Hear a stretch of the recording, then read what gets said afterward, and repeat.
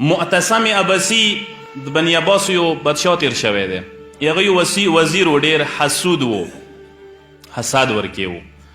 یو عرب معتصم عباسی سره دوستی جوړه شي و تعلق یې جوړ شوی و، ډېر نږدې شوی و. دغه وزیر ورته پلانینګ جوړ کړو چې دا څه طریقې سره بادشاه نه وریا کا. یوه ورځ یې دعوت کو، مړی په وخوړه. مړی کې ښه ډېره وږه او پیاز یې په وخوړه. چې کله یې په وخوړه هغه نه بعد ورته یې څه کسه وږه پیاز د وخوړه ته تو پاته وي او نه وي، خو زه د خبر کوم. معتصم بادشاه پیاز وږو نه ډېر سخت نفرت دی. خولې نه به د بوی څي کوشش وکړه څه ما ورڅه هغه ته اوس کینه نه ویلې څه که بوی د نه لوړو نو هغه کیدای شي څه سزا مزا دیر کړي. ټیک شو، شکریه یې ادا کړه، ډېره مهرباني. لاړو بادشاه ته یې وله بادشاه کوم مرګلی دی د عرب ته نه خو ډېر نفرت کوي. هغه یې چې بادشاه خولې نه داسې بوی څي چې هغه زه ساره برداشت نشم کوای، زه پیزونه نسم که باور د نه وي روی غواړه.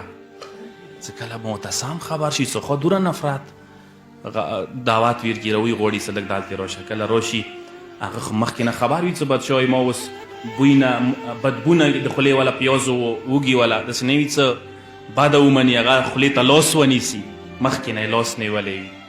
کله کینی بادشاه صاحب بادشاه سترګې ورته وړي چې دی خو مخکې نه خولې ته لاس نیولی دی. داسې ګوهۍ موږ کورمې کې ډېرې چلیږي، داسې شیطانۍ ډېرې چلیږي، داسې شیطانۍ او حصه زه یم تا یار یو کس دی. ډېر کسان یې دغو شیطانۍ او حصه یي د چا په خلاف پروپیګنډې رښتیا درویښ شیطانۍ منصوبې جوړوو. بادشاه څه وکړي فورا خپلې غصې و جذبې کې یو ولی کی حکم ولی کی فوراً ولی کی خپل عمال ته کوم کاس وي چې هغه ته دا وویل کړي چې دا بان کې چوټۍ ورته لیکلي وي چې دغه روکې والا کاس څه در ورسېږي روکا ته نه واخله فوراً سار ته نه ووایه. دغه کاس ته یې لوس کې ویل کړي د عرب مرګلي ته یې ویل کړي چې منډه دا پلنګي ته ویې ورسوه. نور یې څه او څه نه وایي، هغه پوه نه شي چې چی راکړه چی نه دي. هغه وځي دربار نه وریا ورته یې وځي کې وزیر وی لوړ وي ورته یې څه وشول بادشاه څه درته وویل؟ څه بادشاه نور نشمم په یو څه کېناستم، هغه دا پرچا راکړله چې دا پلنکي ته ورسوه خو ډېرې بیړې سه یې ویر کا. نو دا سوچ دا ځوان څه وکړي چې داسې بریښي لکه دغه بادشاه ورته هغه لیکلي دي، انعام یې ورته لیکلی دی. دا څه وکړي ذهن کې تیر شي چې د انعام دا خلي زه ویلې نه خلم، دا خو خبره الټا شوي دی. ما خو غوښتل چې دې ته سزا میلو شي، ته خو انعام میلو شوی دی. 2000 اشرفۍ ورکړي، د 2000 اشرفۍ دسه واخله، دا پرچه ما ته راکړه، زه یې درته ورسوم، ته زحمت مه کوه، تکلیف ته مه کوه، تکلیف نه ته بچ.